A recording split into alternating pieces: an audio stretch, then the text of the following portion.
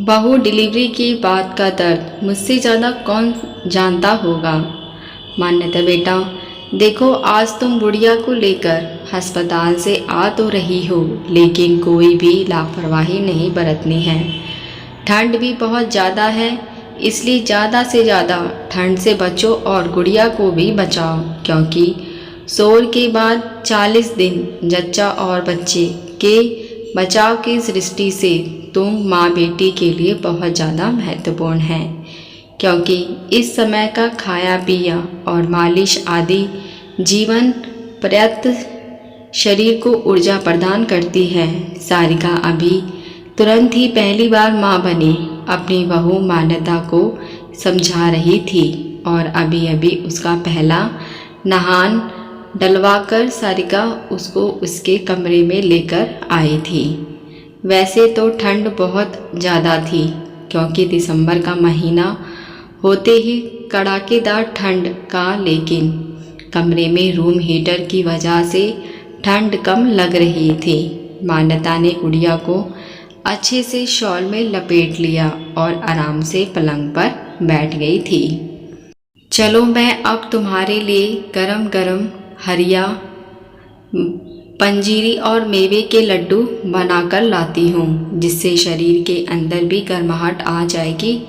सारिका मान्यता का गला थपका कर मुँह चूमते हुए बोली, ठीक है मम्मी जी, लेकिन पहले मुझको ये बताइए, ये जो दो अनजान चेहरे मुझको दिखाई पड़ रहे हैं, मैं इन लोगों के सामने आपसे कुछ पूछ नहीं पाई, लेकिन ये लोग कौन हैं? मान्यता दो नए सदस्यों के घर पर दिखने की जिज्ञासा नहीं रोक पाई।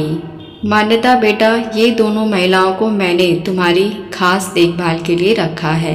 एक तुम्हारे पास दिन भर रहेगी, तुम्हारी और गुड़िया की दोनों समय की मालिश और तुम्हारे और गुड़िया के सारे कपड़े धोने के लिए, क्योंकि नवजात बच्चा पॉटी भी जरा सी देर में करता हो तो आंटी ही संभालेगी, और दूसरी हमारे साथ रसोई में सहायता करवाने के लिए है। तुम तो जानती हो कि मेरे जोड़ों के दर्द की वजह से मैं ज़्यादा काम नहीं संभाल पाती, तो फिर जच्चा को तो तरह तरह के पौष्टिक आहार की और ख़ास खान पान की आवश्यकता होती है, तो बस एक आंटी रसोई में हमारी मदद करेगी।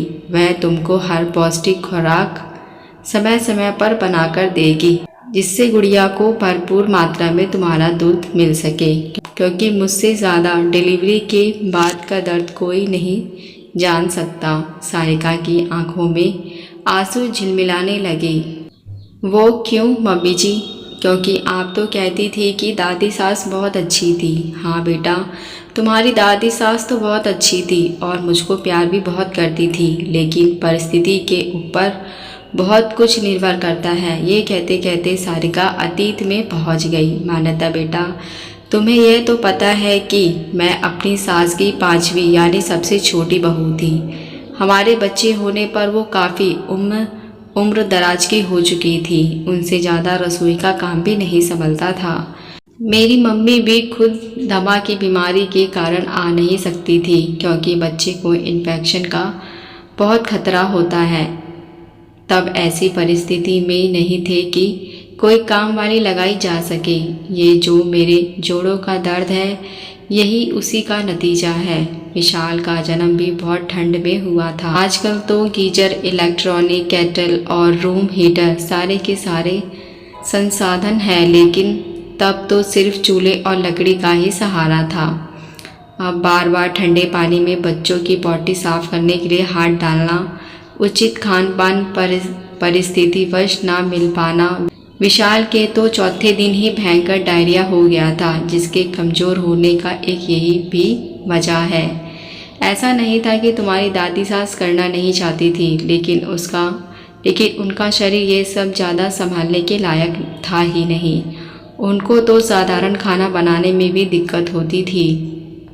तो 15 दिन बाद ही मैं रसोई में खाना बनाने लगी थी। तभी से उनको इन जोड़ों के दर्द ने हमेशा के लिए जकड़ लिया। सारिका की आंखें झिलमिल कर रही थी, लेकिन मम्मी ताई जी लोग नहीं आई। मान्यता आश्चर्य से भरकर बोली, बेटा सारी दुनिया मतलब की शादी है। अम्मा जी ने तो सबको कहा था आने के लिए, लेकिन सब तो ताऊ जी की नौकरी के कारण बाहर रहती थी। सब ने बच्चों की पढ़ाई का बहाना बना दिया।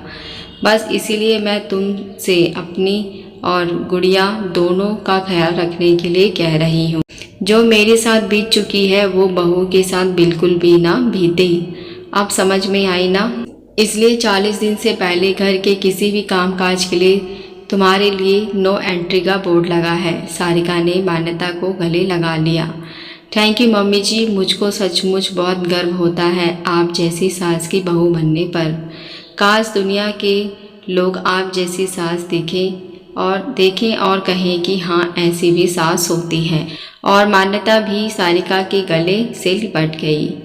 आशा करती हूँ ये सास बहू की कहानी आपको पसंद आई हो। इसमें आपकी क्या राय है मुझे कमेंट करके ज़रूर बताएं। अगर आप हमारे चैनल पर नए हैं तो मेरे चैनल को सब्सक्राइब, लाइक, शेयर ज़रूर करें। अब मिलते नई कहानी के साथ। देखने और सुनने के लिए धन्यवाद।